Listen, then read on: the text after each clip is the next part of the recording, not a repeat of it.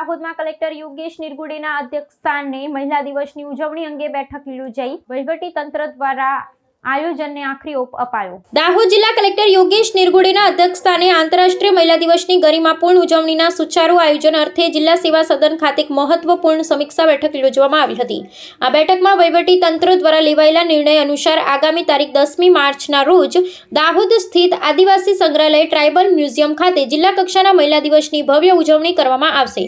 આ કાર્યક્રમ થકી જિલ્લાની નારી શક્તિને સન્માનિત કરવા અને પ્રોત્સાહિત કરવા માટે વિશેષ આયોજન ઘડી કાઢવામાં આવ્યું છે. બેઠક દરમિયાન કલેક્ટરે સંબંધિત વિભાગના અધિકારીઓને આ કાર્યક્રમ સફળ બનાવવા માટે જરૂરી માર્ગદર્શન અને સૂચનાઓ આપી હતી.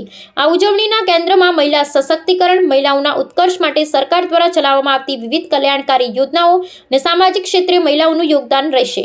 કાર્યક્રમમાં ઉપસ્થિત રહેનારા મહિલાઓને વિવિધ યોજનાકીય લાભો અને કાનૂની જોગવાઈઓ વિશે વિસ્તૃત માહિતી મળી રહે તેવું આયોજન કરવા પર કલેક્ટરે ખાસ ભાર મૂક્યો હતો.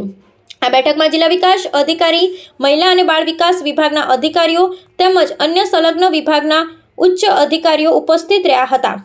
10મી માર્ચના રોજ યોજાનારા આ કાર્યક્રમમાં માટે મ્યુઝિયમ ખાતે મંડપ, બેઠક વ્યવસ્થા, પાણી અને સુરક્ષા સહિતના આનુષંગિક વ્યવસ્થાઓ સમયસર પૂર્ણ કરવા માટે વહીવટી તંત્રની તાકીદ કરવામાં આવી છે. આદિવાસી બાહુલ્ય ધરાવતા દાહોદ જિલ્લામાં મહિલાઓની પ્રગતિ અને નેતૃત્વને બિરદાવવા માટે આ કાર્યક્રમ એક ઉત્તમ મંચ પૂરો પાડશે.